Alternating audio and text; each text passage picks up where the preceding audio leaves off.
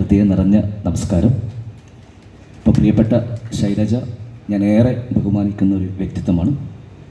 അദ്ദേഹം പറഞ്ഞതിനെ തുടർന്ന് ഞാൻ പറയുകയാണ്. എന്നെ സംബന്ധിച്ചിടത്തോളം നാടകം എന്ന് പറയുന്നത് സമരമല്ല. എനിക്ക് സമരം ചെയ്യാൻ ഞാൻ വിശ്വസിക്കുന്ന ഒരു പാർട്ടിയൊക്കെ ഉണ്ട്. അത് ഉയർത്തിപ്പിടിക്കുന്ന ആശയങ്ങളിലൂടെ ഞാൻ അതിൻ്റെ എല്ലാ പ്രവർത്തനങ്ങളിലും ഏർപ്പെടുത്തുന്നുണ്ട്. പിന്നെ എനിക്ക് റിയാക്ട് ചെയ്യണം എന്ന് തോന്നുന്ന ചില സംഭവങ്ങളിൽ വളരെ കൃത്യമായിട്ട് നാടകം എന്നൊരു മാധ്യമം ഉപയോഗിച്ചുകൊണ്ട് ഞാൻ തെരുവ് നാടകത്തിലൂടെ ഈ കണ്ണൂരിൽ പോലും വാളയാർ വിഷയവുമായി ബന്ധപ്പെട്ടൊരു വിഷയം വന്നപ്പോൾ 3.5 മണിക്കൂർ 4 മണിക്കൂർ ദൈർഘ്യം വരുന്ന ഒറ്റക്ക് നാടകം കളിച്ചിട്ടുണ്ട്.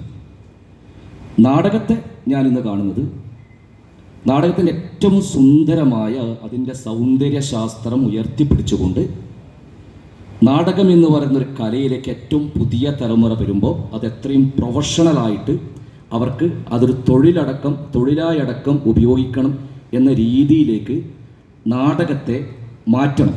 ഞാൻ ഇതിനൊന്നും എതിർക്കുന്നതല്ലേ. ശൈലജ പറഞ്ഞത് അദ്ദേഹം വളരെ കൃത്യമായിട്ട് അതിൽ ഇടപെടുന്ന ഒരാൾ തന്നെയാണ്.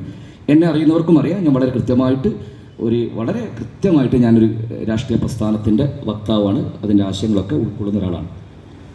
പക്ഷെ ഞാൻ നടന്നു വന്ന എൻ്റെ നാടക വഴികൾ എന്ന് പറയുന്നത് നേരത്തെ പറഞ്ഞതുപോലെ നാടകം എന്ന് പറയുന്ന ഒരു കലയോട് ഏറ്റവും ആദ്യം പറയുകയാണെങ്കിൽ ഒരുപക്ഷെ കണ്ണൂരിൻ്റെ നാടക ചരിത്രം പറയുമ്പോൾ ഇവിടുത്തെ എല്ലാ നാടകത്തിൻ്റെ വലിയ തമ്പുരാക്കന്മാരും ബോധപൂർവം മറച്ചു വെക്കുന്ന ഒരു നാടക സംഘത്തിൻ്റെ പേരുണ്ട് കണ്ണൂർ നടനകലാക്ഷേത്രം. കണ്ണൂർ നടനകലാക്ഷേത്രത്തിൻ്റെ നൃത്ത സംഗീത നാടകങ്ങൾ കണ്ട് ആവേശം കൊണ്ടാണ് ഒരു നാടകക്കാരനാകണം, എനിക്ക് നാടകം കളിക്കുവാനുള്ള ഒരു അതിൻ്റെ എന്തെങ്കിലും യോഗ്യത നിശ്ചയിക്കുകയാണെങ്കിൽ അന്നത്തെ കാലത്ത് എനിക്കുണ്ടായിരുന്നില്ല എന്നത് വളരെ സത്യമാണ്.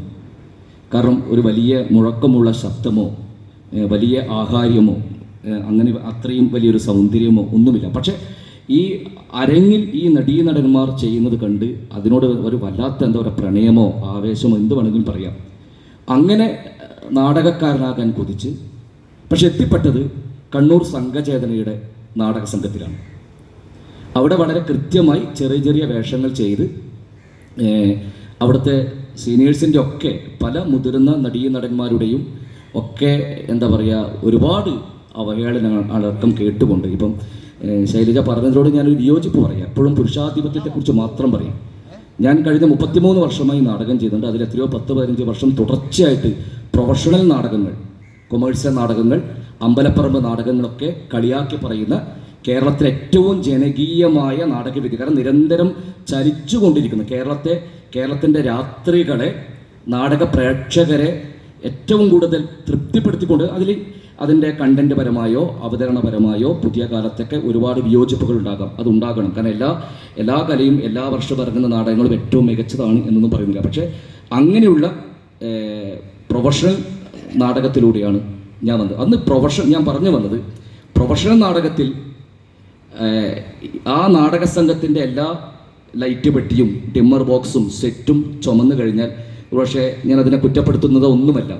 50 രൂപയോ 75 രൂപയാണ് ഒരു പുരുഷന് കിട്ടുന്നതെങ്കിൽ 250 രൂപ അന്നത്തെ കാലത്ത് 90-92 ഞാൻ ആദ്യമായിട്ട് വന്നത്. അന്നത്തെ കാലത്ത് അതിലൊരു നടിക്ക് കൊടുക്കുന്നൊരു ശമ്പളം 300-ഉം 500-ഉം ഒക്കെയാണ്. പക്ഷെ ഞങ്ങൾ ആരും അതിനെ അസൂയോടുകൂടിയോ ഒന്നും കണ്ടിട്ടൊന്നുമില്ല.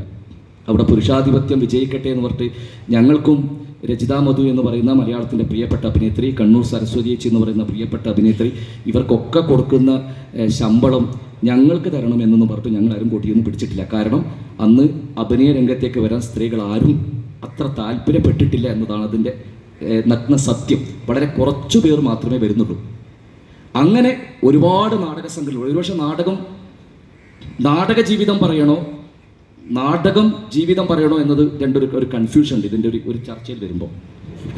അപ്പോൾ അതുകൊണ്ട് എനിക്കിപ്പം നാടകത്തിൻ്റെ ഞാൻ പറഞ്ഞതുപോലെ ഇവിടുത്തെ തെരുവ് നാടക സംഘങ്ങളിൽ പ്രിയപ്പെട്ട എൻ്റെ സുരേഷ് ബാബു ശ്രീസ്തയുടെ നാടകങ്ങളിലായിരിക്കാം, ഇദ്ദേഹം എഴുതിയ അമേച്ചർ നാടകങ്ങളിലേക്കായിരിക്കാം ഞാൻ ഏറ്റവും കൂടുതൽ, അത് നടനായിട്ടല്ല, അതിൻ്റെ ദീപ സംവിധായകനായിട്ടും ദീപം നിയന്ത്രിക്കുന്ന ഒരു ടെക്നീഷ്യനായിട്ടാണ്. കാരണം അന്ന് നാടക അഭിനേതാവായി നിൽക്കുമ്പോൾ തന്നെ അമേച്ചർ നാടകം എന്താണെന്ന് അറിയാൻ വേണ്ടി ഇതാ മുന്നിൽ നിൽക്കുന്ന ലക്ഷ്മണനൊക്കെ ഉണ്ട് ചെറുകുന്ന്.